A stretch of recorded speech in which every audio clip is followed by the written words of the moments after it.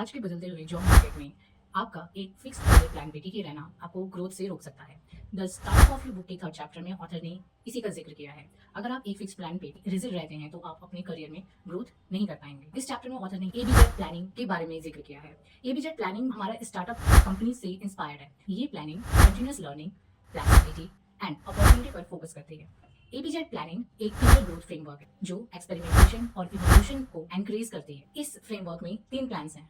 Number 1 plan, ये plan primary career plan होना चाहिए जो कंटिन्यूअस चेंज होता रहेगा on the basis of feedback and opportunity. Next आता है प्लान, ये आपका बैकअप प्लान होना चाहिए। जब आपका प्लान काम ना करे तब आपका प्लान बी होना चाहिए। ये प्लान बी फ्लेक्सिबल एडेप्टेबल होना चाहिए कि आप कभी भी इसको ग्रैब कर सकें जब आपको एक नई अपॉर्चुनिटी मिल रही हो और करियर में ग्रोथ मिल रहा हो। ना लास्ट वन आता है प्लान जेड, जो आपका सेफ्टी नेट। जब आपका प्लान ए भी काम ना करे और आपका बैकअप प्लान बी भी काम ना करे तब आपका एक सेफ्टी प्लान होना चाहिए, वो है प्लान जेड, कि आप इस प्लान के थ्रू रिकवर कर लेंगे अपना प्लान ए प्लान बी में जो भी आपका लॉस हुआ है। और प्लान जेड आपको एनकरेज करता है रिस्क लेने से। नए नए एक्सपेरिमेंट्स कर सकते हैं कि हाँ मेरे पास प्लान जेड है जो मुझे बचा लेगा किसी भी सिचुएशन। एबीजेड प्लानिंग काम क्यों करती है? तो नंबर 1, अपनी स्ट्रेंथ पर फोकस करें। आपको जो पसंद है आप वो काम करें, उसमें नए नए एक्सपेरिमेंट्स करें, नए आइडियाज उसमें इंप्लीमेंट करें। सेकंड आता है लर्निंग को प्रायोरिटी दें। नए नए सॉफ्ट स्किल्स सीखें, टेक्निकल स्किल्स सीखें कि आप करियर के किसी भी डायरेक्शन में हो आपके करियर में वैल्यू एड ऑन होनी चाहिए। थर्ड वन आता है कि जो भी आप लर्न कर रहे हैं उस पर एक्सपेरिमेंट करें। सिर्फ लर्न करना ही काफी नहीं होता, जब तक आप उसको एक्सपेरिमेंट नहीं करेंगे, उसको टेस्ट नहीं करेंगे, तब तक आपको पता नहीं चलेगा कि आपको कितना आता है और कितना नहीं आता। फोर्थ वन आता है कि छोटे और रिवर्सिबल रिस्क लें। नए आइडियाज और नए करियर मूव को अपने छोटे रिस्क के एक्सपेरिमेंट से टेस्ट करें कि अगर ये काम नहीं भी करा तो आप डायरेक्शन आसानी से चेंज कर सकते हैं। आगे का सोचना बहुत इंपॉर्टेंट।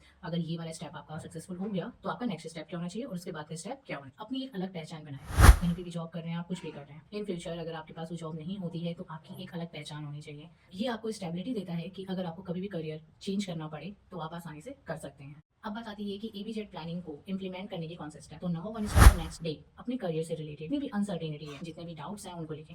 आइडेंटिफाई करें कि क्या आपका प्लान ए काम करे या आपको प्लान बी में स्विच करना है या आपको प्लान जेड के लिए रेडी है। सेकंड स्टेप है नेक्स्ट वीक आप उन लोगों से मिलें जो आपके करियर में ही एक अच्छे मुकाम पर हैं। उनके एक्सपीरियंस से जानें कि उन्होंने कब स्विच किया प्लान ए से प्लान बी में और क्या वो टाइम सही था या नहीं था। नेक्स्ट स्टेप आता है आपका नेक्स्ट मंथ। नेक्स्ट मंथ में आप साइड प्रोजेक्ट शुरू करें जो आपके स्किल्स को डेवलप करे और इनहेंस करे। जरूरी नहीं कि वो आपके करंट करियर को ही इनहेंस करता हो, वो एक आपका सेकंड स्किल्स भी ऐड ऑन कर सकता है आपके करियर ग्रोथ में। अपनी आइडेंटिटी बनाएं। लास्ट है कि नेटवर्किंग टिप्स, करियर से अपने फील्ड से रिलेटेड लोगों से नेटवर्क बना के रखें, कांटेक्ट में रहें। वो मोस्ट इंपॉर्टेंट रोल प्ले कर सकते हैं आपके करियर में ग्रोथ के लिए और चेंज के लिए। समअप करते हैं इस चैप्टर को। एबीजेड प्लानिंग एक डायनामिक एंड ऑनगोइंग अप्रोच है जो करियर ग्रोथ को एनकरेज करता है। चाहे आप प्लान ए पे टिके रहें या आपको प्लान बी में स्विच करना है या आपको प्लान जेड पे, आपको हमेशा फ्लेक्सिबल रहना चाहिए और नई अपॉर्चुनिटीज के लिए रेडी रहना चाहिए।